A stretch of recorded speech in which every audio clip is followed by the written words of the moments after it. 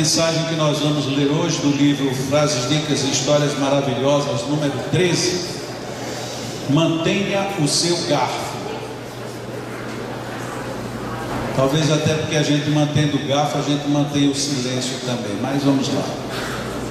Havia uma jovem mulher que tinha uma doença terminal e lhe foi previsto apenas mais 3 meses de vida. Dessa forma, ela começou a colocar suas coisas em ordem. Passado algum tempo, ligou para um amigo e pediu que viesse à sua casa para discutirem determinados aspectos de seus últimos desejos. Conversaram sobre vários pontos e ela lhe disse sobre todas as suas vontades relacionadas ao seu serviço funerário. Tudo estava em ordem e o amigo preparava-se para sair, quando a mulher lembrou-se de algo muito importante para ela. Tem mais uma coisa, disse ela excitada. Do que se trata? Perguntou o amigo. Isto é muito importante. A mulher continuou. Eu quero ser enterrada com um garfo na minha mão direita. O amigo ficou olhando para a mulher sem saber o que dizer. Isto é uma surpresa para você, não é? Perguntou a jovem senhora ao amigo. Ele disse, bem, para ser honesto, estou confuso com este seu pedido. E a mulher então explicou.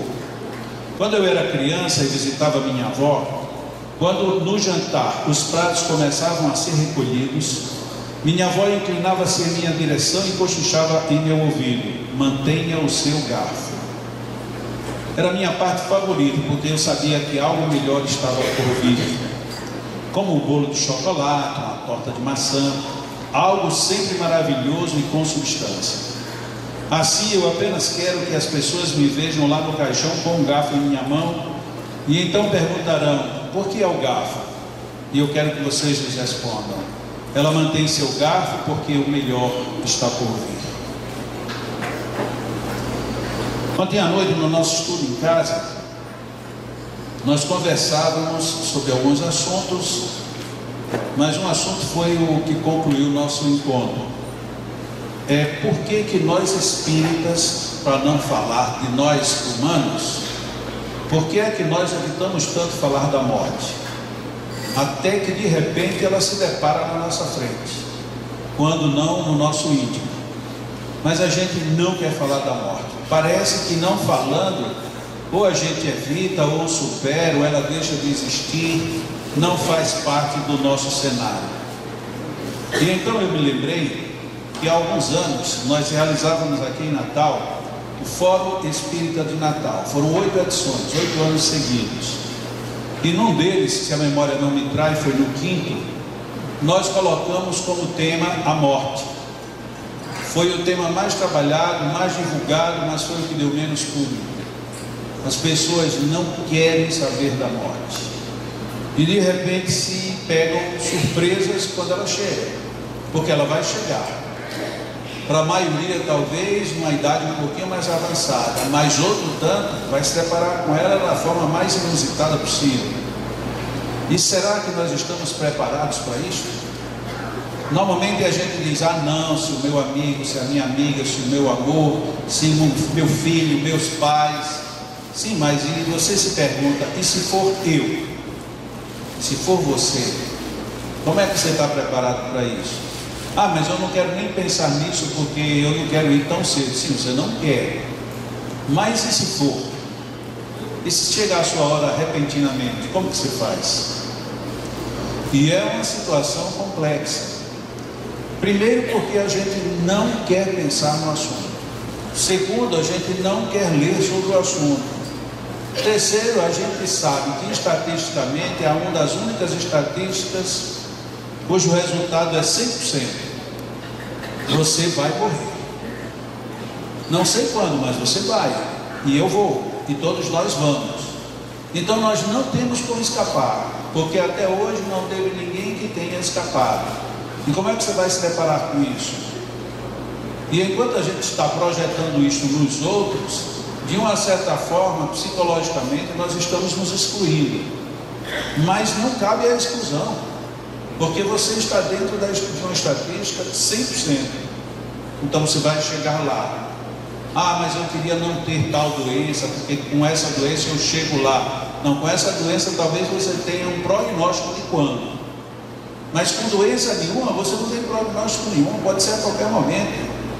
A gente vê, quem assiste qualquer telejornal, a qualquer programa que trate do assunto, pessoas desencarnando aí da maneira mais extemporânea possível, menos previsível, e que não guarda praticamente nenhuma oportunidade dentro dos nossos conceitos individuais e íntimos. Então por que a gente não fala sobre isso? Por exemplo, eu morri repentinamente, vim aqui para o Leão, achei até legal, gostei da palestra, recebi um passe, estou bem entusiasmado, e quando eu vou voltando para casa acontece um acidente e eu vou embora, repentinamente. Como é que você se encontra com você mesmo? Você vai ter a mesma dificuldade que muita gente de dizer, não, mas eu não morri. Se você não morreu, mas olha no teu corpo, você não tem mais domínio sobre ele. Esse é um primeiro fenômeno. Mas se a gente quiser tornar a coisa um pouco mais técnica, que fenômeno é esse em que eu não consigo acesso ao meu corpo, mas o meu corpo parece que ele tem um canal comigo, e tudo que está acontecendo no meu corpo, eu estou sentindo. Mas tudo o que? Tudo, absolutamente tudo. A rigidez, a reação do processo de cadaverização, e você não consegue sair. Por quê? Porque você não quer que isso aconteça, você fica preso. E você ficando preso, o canal de informação corpo e espírito está aberto, e o canal de informação espírito-corpo está fechado.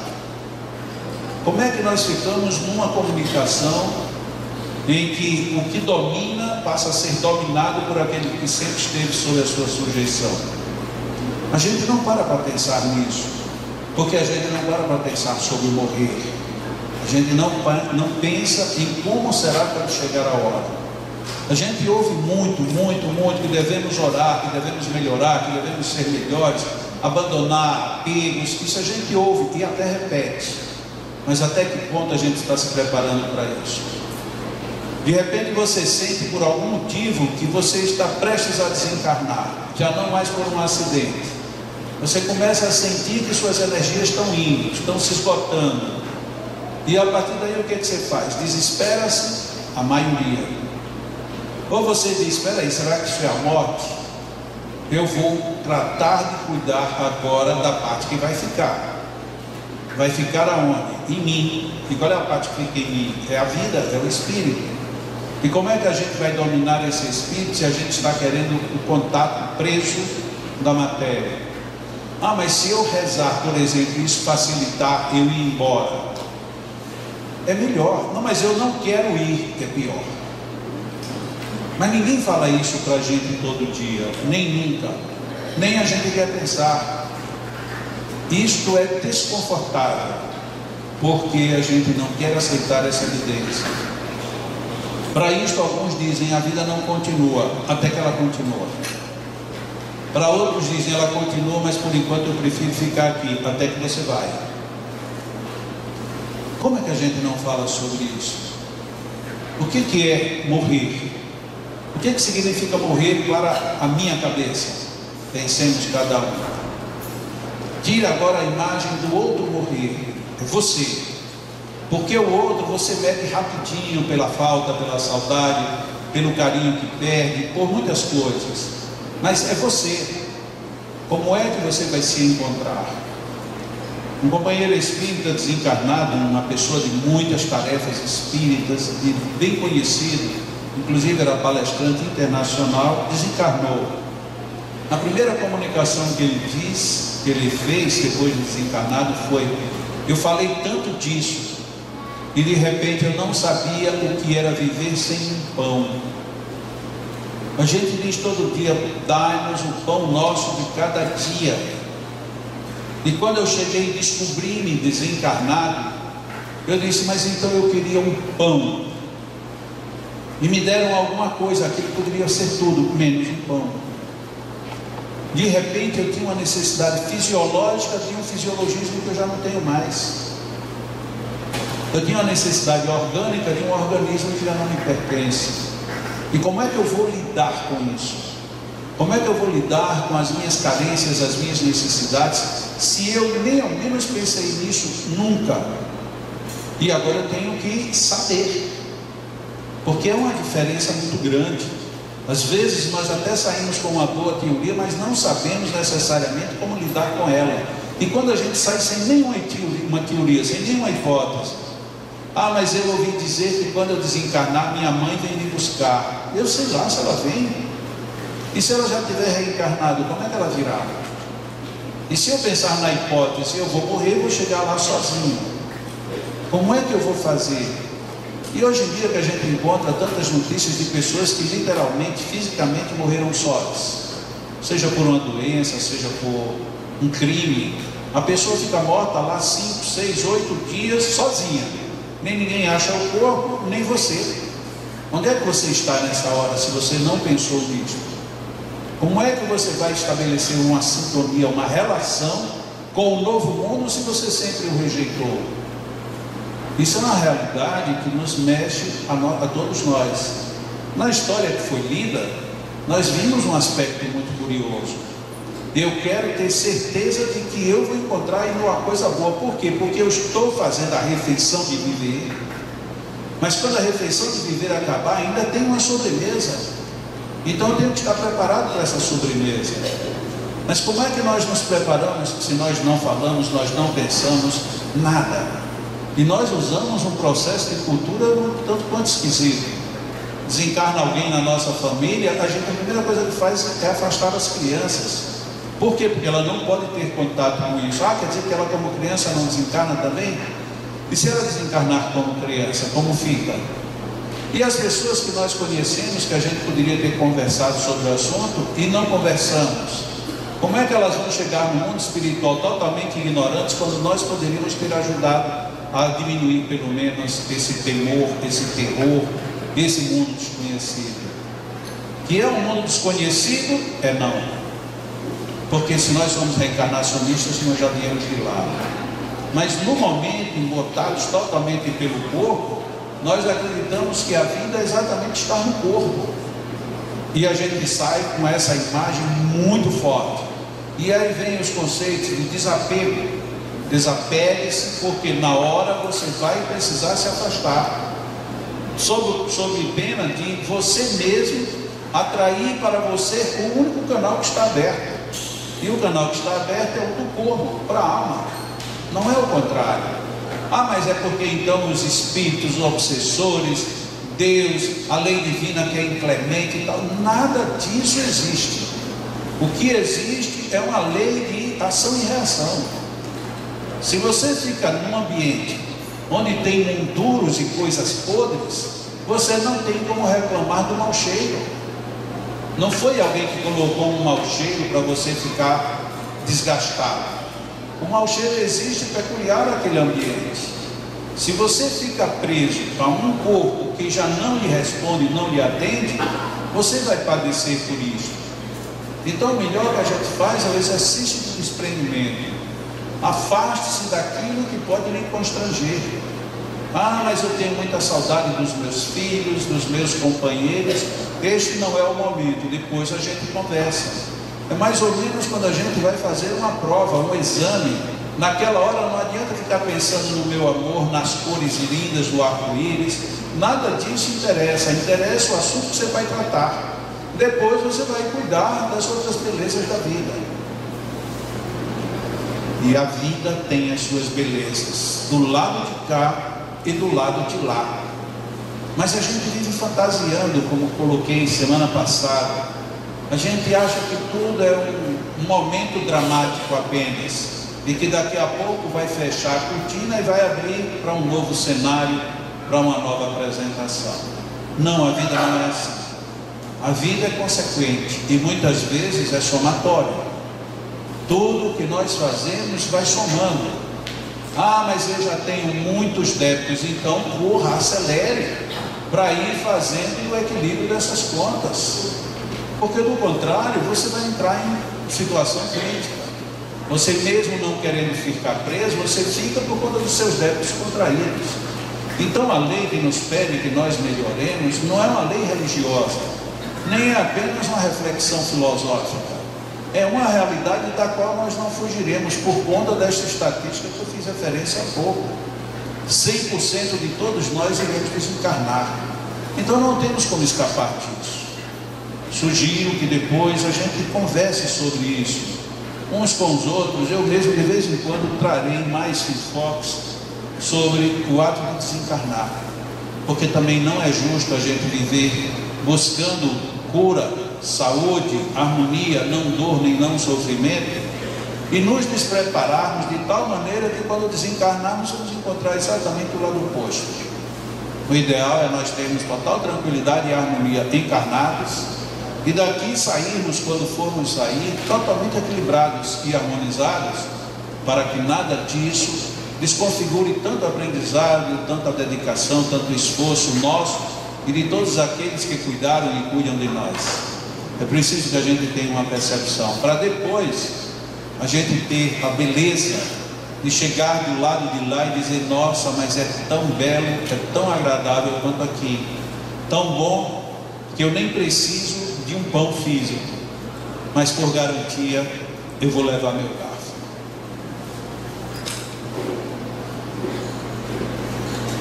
Deus, Senhor Supremo de nossas vidas, amigo maior,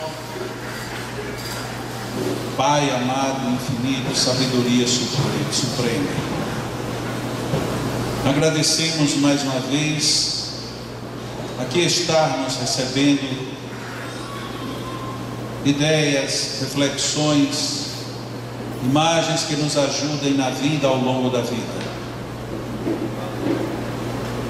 Que tenhamos, Senhor, em Ti as melhores vibrações de harmonia, de paz, e tudo isso redunde na vivência do amor e da saúde.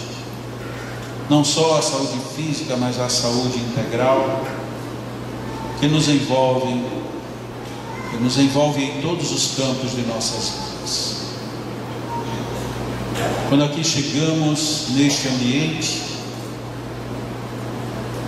vários amigos espirituais já tinham preparado tudo para que aqui sintamos a ambiência de harmonia, e por isso mesmo já começarmos a sentir os melhores envolvimentos e as possibilidades que temos de estar melhores. Estes mesmos amigos espirituais seguem nos envolvendo, fortalecendo-nos nas nossas buscas, no melhor sentido, na melhor vibração. Estes amigos espirituais deixam o nosso ambiente como que perfumado por ondas de luzes, ondas de fluidos e de energias. Cabe a cada um de nós sabermos aproveitar o melhor possível. Um dos caminhos mais eficientes: estejamos em oração. Procuremos exercitar o nosso foco muito mais no que buscamos do que naquilo que acontece ao redor. Muitas vezes nos desconcentramos por um leve barulho e deixamos a grande sinfonia de lado, a sinfonia da sintonia com as buscas que nos trouxeram aqui nesta manhã. Estejamos mais compenetrados de tudo o que o mundo espiritual nos oferece, de tudo o que nós mesmos podemos criar e viver, relegando para lado aquelas coisinhas pequenas que não deveriam ter o condão de dominar os nossos instintos. Protejamo-nos para que não fujamos daquilo que tanto queremos. Os nossos amigos espirituais nos envolvem. E os nossos amigos magnetizadores encarnados colaboram conosco também, doando as suas energias, os seus fluidos, fazendo com que este ambiente fique ainda mais reforçado, melhor harmonizado, no qual cada um de nós podemos aurir as melhores energias. Estejamos com o espírito de captação das boas coisas. Recebamos toda esta influência que nos ajuda na manutenção da saúde e da harmonia e na regeneração de tudo aquilo que precisamos mudar ou que seja mudado em nós. Deixemos-nos nos penetrar por estas bênçãos, por esta ambiência. Temos muitos fluidos, muitas energias neste momento, totalmente ao dispor de cada um de nós. Para isto, bastando apenas que estejamos abertos. Deixemos-nos nos envolver, deixemos-nos nos abençoar, fortaleçamos-nos com tudo isso que está aberto para cada um de nós. Pai nosso que estás nos céus, santificado seja o vosso nome. Venha a nós o vosso reino. Seja feita a vossa vontade, aqui, ali, além, no céu e na terra e em todos os lugares. O pão nosso do corpo e da alma dá-nos hoje sempre. Perdoa-nos as nossas dívidas, como perdoamos a quem nos deve. Não nos deixe cair em tentações, fortalecendo-nos o caráter e a moral. E abençoa-nos a vida pela vida fora. Que assim seja. Nossos magnetizadores vão magnetizar nossas águas, e nós permaneceremos aqui em oração e com sabedoria interior aproveitaremos para absorver mais e mais energias deste oceano de energias que é que tem para cada um de nós. Absorvamos isto em estado de respeito e de oração, e que as bênçãos nos envolvam, que assim seja.